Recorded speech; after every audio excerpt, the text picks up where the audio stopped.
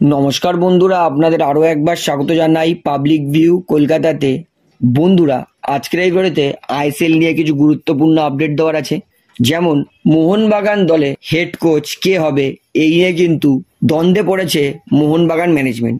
মোহনবাগান তাদের ম্যানেজমেন্টের কিছু সংখ্যক লোক চাইছে মোহনবাগানের একদম নতুন করে স্টার্ট করানো হোক।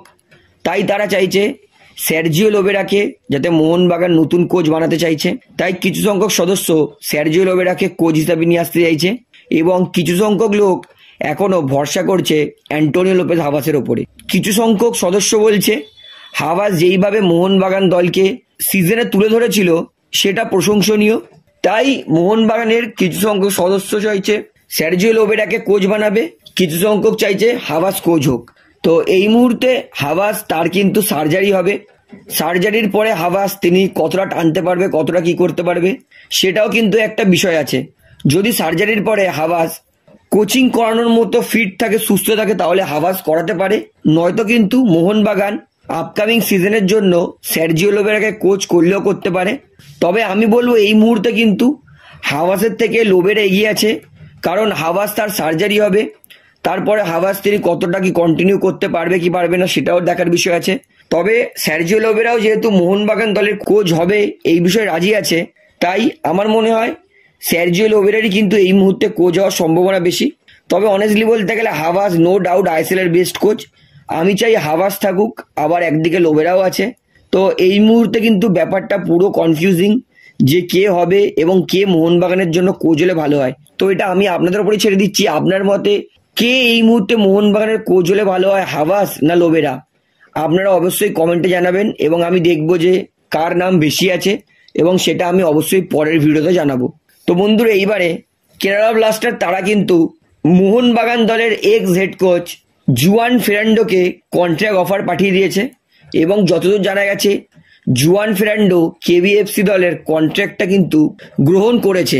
এবং যেইভাবে জুয়ান ফেরান্ডোর পছন্দের প্লেয়ারগুলোকে কেরালা ব্লাস্টার দল সই করছে, তাই দেখে মনে হচ্ছে হয়তো ভিতরে জুয়ান ফেরান্ডো হয়তো কেরালা ব্লাস্টার দলের চুক্তিতে সই করলেও করতে পারে। কারণ জুয়ানের প্রচণ্ড পছন্দের প্লেয়ার ব্র্যান্ডন হ্যামিল।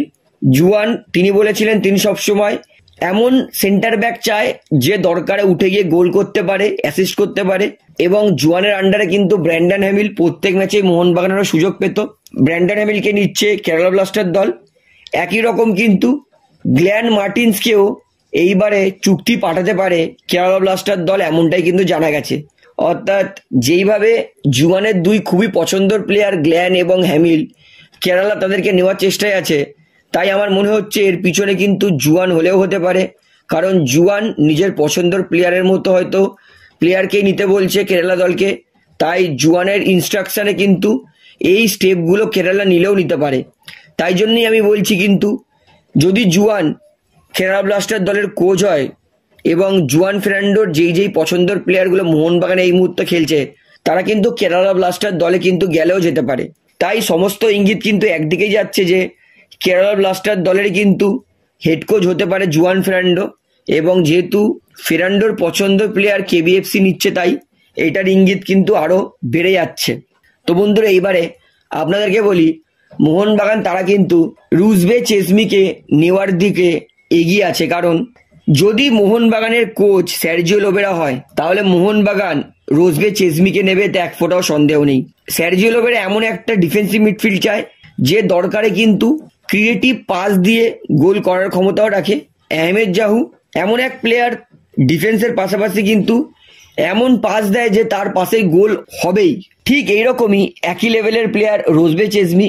বলবো আহমেদ জাহুর থেকে কয়েক গুণ ভালো প্লেয়ার রোজবে চেজমি। ফিফা বিশ্বকাপ 2022-এ রোজবে চেজমি কিন্তু ইরানের জন্য দারুণ খেলেছে। এক ম্যাচে প্লেয়ার অফ দ্য ম্যাচও হয়েছে এবং বলবো ফিফা কিন্তু রোজবে চেজমির অনেক প্রশংসা করেছে।